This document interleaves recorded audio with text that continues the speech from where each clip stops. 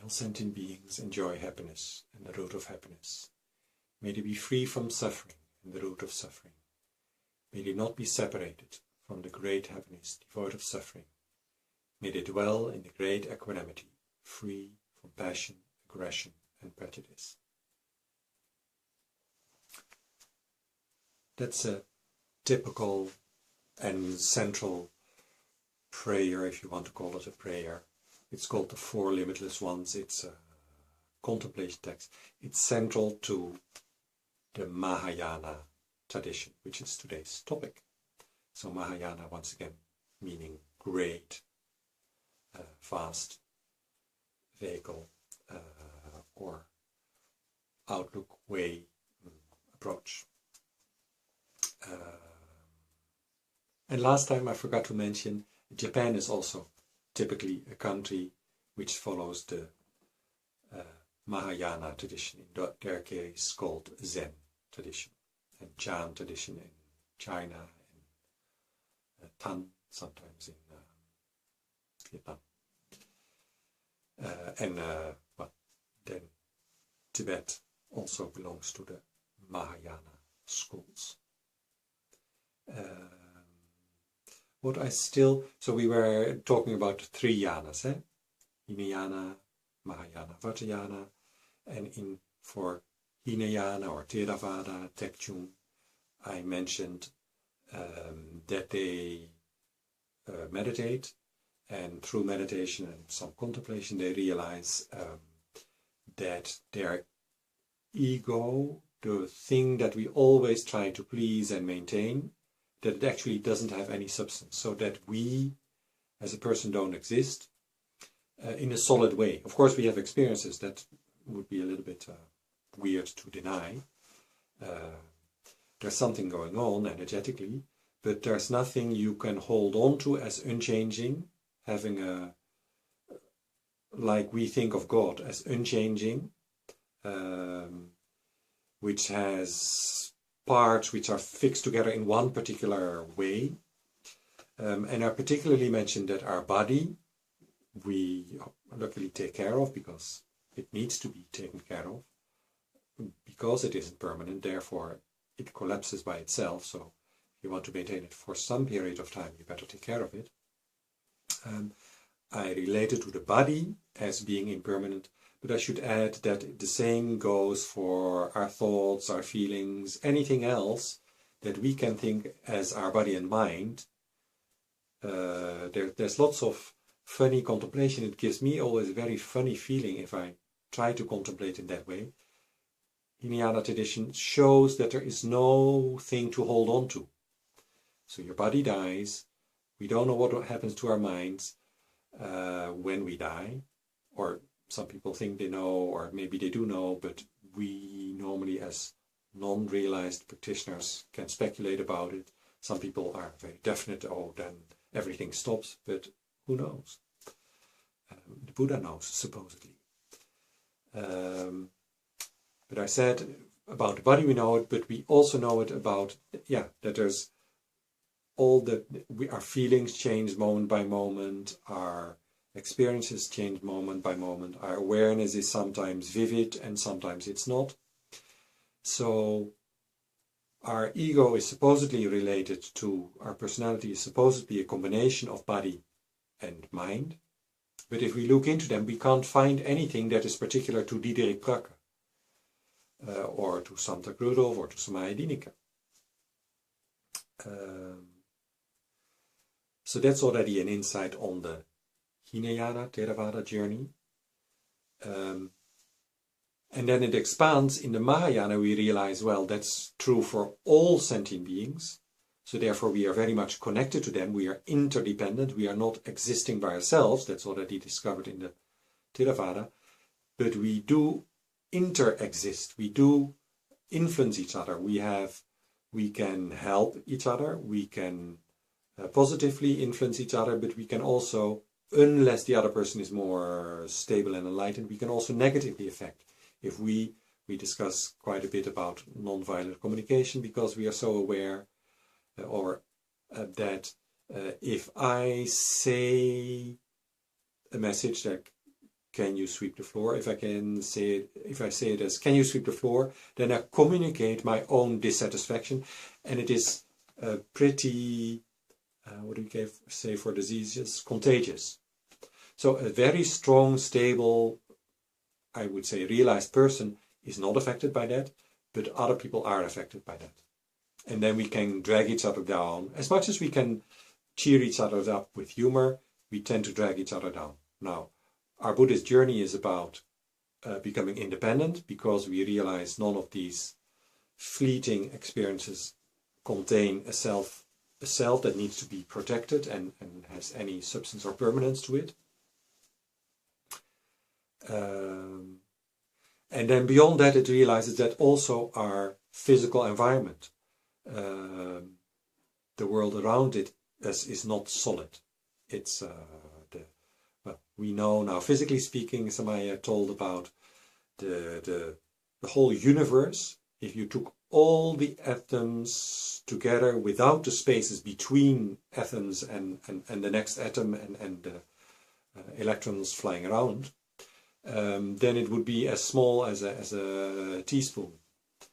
So that, and then we can even further wonder what is actually the real nature, the real substance of this finite but huge number of atoms that consists, that make up our current universe. So even those, everything is built up out of smaller parts, and then the smallest parts are built up out of something, which means there is still an experience happening. We are not denying that. That would be foolish. But there is no solid entity finally that it goes back to. And that's a very interesting experience, because in logical thinking we give things a label, and therefore we fix them. It's either a tree or a shrub. But of course there's lots of things between a tree and a shrub. It's either a stone or glass. But of course there are stones with a little bit of glass, and then glasses with a little bit of stone on them. Well, that does not deny, once again, that there is the quality of glass being shining through, the quality of a stone being solid. These qualities can be experienced, but the generalized concept of what is a stone and an actual stone never match. A stone as a concept is an idea in our head. An actual stone is an example of that, but it can be broken into parts, until it is no longer a stone. And we don't know when exactly that stone ceases to be a stone, because that's a definition issue, that's a mental issue. It has nothing to do with the stone. The stone is not crying, oh, now if you crush me one more time, the small pebble will be so small that you can no longer call it a stone. And yet, if we have powder, we wouldn't call it a stone. So the Mahayana, now I somehow jump in an intellectual side of it. First I started with a contemplation, which is addressing the heart. And now I'm on the intellectual side of it. The Mahayana is both vast and deep. Vast and deep in terms of a whole range of teachings, intellectually demanding to study, also vast in the terms of the numbers of volumes of text about it. And then deep in terms of touching your heart very much if you let these teachings penetrate. If you purely intellectually study them, it's interesting or boring, whatever your point of view. But if they start to make sense to you, because their purpose is not to have another worldview, because we have so many views, and the purpose of Buddhism is not to add another view, another assertion of how you should believe things are. The purpose is to, it's sometimes called the tripless trip. Religion is a trip in the sense, and you can debate whether Buddhism is a religion or a worldview, but even a worldview, even a practical way of life, it's a trip in the sense that it shapes your life in a certain way. But that's not the one and only way that's correct. We talked about the Hinayana, that you had to discover things for yourself. And I would say that the fact that I now do our family meeting through this means is an innovation I try out. And the fact that we had it earlier in our living room together is an innovation I try out. You cannot just say, previous generation did this, or the majority of parents takes their children to church or doesn't, or the majority of children go to school and therefore that is the way it should be done. If you just go by the majority, it doesn't get you very far. It gets you very average, but it doesn't get you very far. So we explore things by ourselves and we find our own forms, we find our own trust. How can we express our wisdom? What do we want to transmit, and how can we do that? Taking the Buddha as an example, as we do as a Buddhist in the Hinayana tradition, is to take his inspiration of saying, at some point I take in the wisdom of the elders, and at some point I am going to find my own way, express my wisdom, my inspiration in my own way, and then I make a real contribution to the world because I'm no longer mimicking. By the way, I remember small things I said, Theravada as tradition of the elders, it's English, it's tradition of the elders, so people more matured in meditation and studying the Theravada tradition teachings. Those are the ones who lead and who inspire us as elders in the Theravada tradition. But now we were at Mahayana, we say no longer only have we experienced that the self doesn't exist. Experience exists or happens. It doesn't exist. Exist means remains the same. If I exist, it means I am solid and I don't change. But I don't exist in the sense that obviously my body is changing, my mind is changing, my feelings are changing moment by moment. There is something happening. There is something that you could say that does maintain, that does continue, that is awareness, vividness, the possibility of love. But those are qualities which are so general that you cannot say, oh, that's typically Diederik. Diederik is that funny guy. Oh, that funny part is a possibility, but the real essence is when we come to the real essence of mind or body or who we are, we probably, if you find something else, report. But we probably find universal rather than specific individual qualities. So we appear as individuals like a rainbow. Again and again it appears in a particular place in the sky at a particular time. But its true nature, a rainbow, is completely transparent. There's nothing to it. It appears, we can see it, we can experience it, we can feel how happy we become when we see it. But there's no solidity. These explorations are similar to what many children go through, and the questions that you have, for example, where's the end of the universe? Those are good, fresh, slightly irritating. They don't lead to any solid conclusion, but this being irritated and slightly put off by raising this question, that is, to my understanding, a typical Buddhist Mahayana spirit.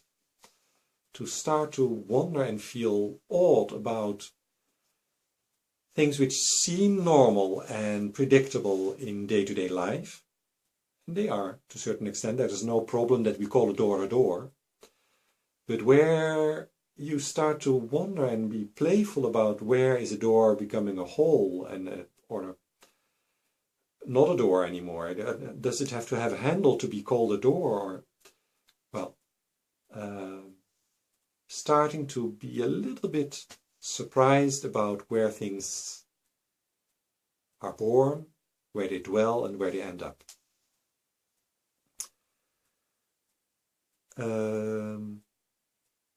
So I said vast and deep, I said intellectually challenging, and lots of contemplations to expand the heart, because we want to feel this connection to others. We don't only want to realize our own insubstantial nature, but feel our connections. We talk about wisdom and compassion. In the Mahayana tradition particularly, this is mentioned a lot. Wisdom, prajna or jnana, I'm looking for the Tibetan terms, Shirap or Yeshe. Yeshe is more primordial wisdom, which is innate, and the other aspect, knowledge, you can say knowledge and wisdom. Knowledge is studied valid knowledge. You can validly discover about gravity. And Yeshe is more the primordial insights in your own nature, feeling your own emotions, how they work. But that's the wisdom, both knowledge and wisdom together. And then the other side is compassion. So, for example, the monks in Bhutan, Tibet, they wear yellow and red. And those are the two wings of the bird, the two aspects of the Mahayana tradition. The yellow stands for the brilliant, clairvoyant, and they hold that as the inner part. That's somewhat significant. They first have the yellow, which